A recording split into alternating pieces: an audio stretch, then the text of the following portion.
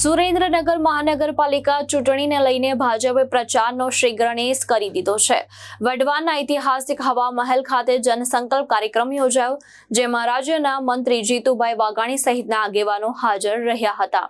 રાજ્યમાં સ્થાનિક સ્વરાજની ચૂંટણીને લઈને રાજકીય ગતિવિધિઓ તેજ બની છે, ત્યારે સુરેન્દ્રનગર મહાનગરપાલિકાની 52 બેઠક માટે ભાજપના ઉમેદવાર દ્વારા ફોર્મ ભરાયા બાદ હવે પ્રચારનો આરંભ કરવામાં આવ્યો છે।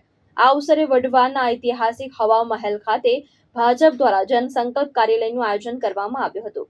કાર્યક્રમમાં જીતુ વાઘાણીની ઉપસ્થિતિ રહી હતી, તેમજ જગદીશ મકવાણા, પૂર્વ ધારાસભ્ય વર્ષાબેન દોશી સહિત જિલ્લા ભાજપ સંગઠનના હોદ્દેદાર અને કાર્યકરો મોટી સંખ્યામાં હાજર રહ્યા હતા। કાર્યક્રમ દરમિયાન ઉમેદવારોને જનસંકલ્પ લેવડાવવામાં આવ્યા હતા અને લોકોની સેવા તેમજ રાજ્ય અને કેન્દ્ર સરકારની યોજનાઓને લાભ છેવાડાના માનસ સુધી પહોંચાડવા માટે કાર્ય કરવાની પ્રતિબદ્ધતા વ્યક્ત કરવામાં આવી હતી। મહારાજા પાતસવાણી બાલરાજસિંહજી અને દાદીરાજસિંહજી, જેમણે અંદાજે 48માં આ હવા મહેલની કલ્પના કરી। આજે એ ઐતિહાસિક સ્થળ ઉપર સુરેન્દ્રનગર મહાનગરપાલિકા મુખ્યમંત્રી ભૂપેન્દ્રભાઈ પટેલના નેતૃત્વની અંદર પહેલીવાર બની છે। સ્થાનિક સ્વરાજ્યની ચૂંટણીઓ અંતર્ગત સુરેન્દ્રનગર જિલ્લાની ચૂંટણી સાથે મહાનગરપાલિકા પહેલીવાર બનેલી મહાનગરપાલિકાની પણ ચૂંટણીઓ યોજાઈ રહી છે, ત્યારે માનનીય પ્રમુખ શ્રી હાર્દિકભાઈ, દંડક અને ધારાસભ્ય જગદીશભાઈ, પૂર્વ ધારાસભ્ય અમારા પ્રદેશના નેતા બેન શ્રી વર્ષાબેનની વિશેષ ઉપસ્થિતિની અંદર ભારતીય જનતા પાર્ટીએ માનનીય જગદીશભાઈ અધ્યક્ષના નેતૃત્વની અંદર સંકલ્પ કર્યો અને એક કાર્યક્રમ નક્કી કર્યો।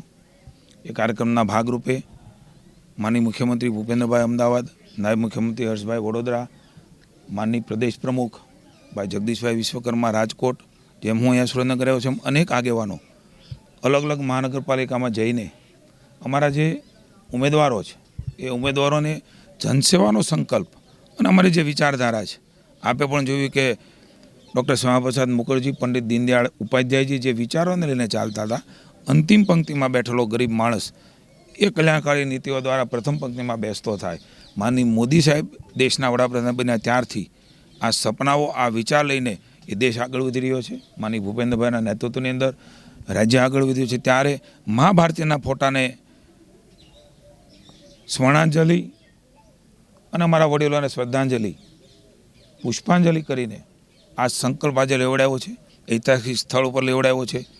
જનસેવાનો સંકલ્પ, પ્રામાણિકતા અને નિષ્ઠાથી જનતાની સુખાકારી માટે કામ કરીને એની કલ્પનાનું સુરેન્દ્રનગર બનાવીએ।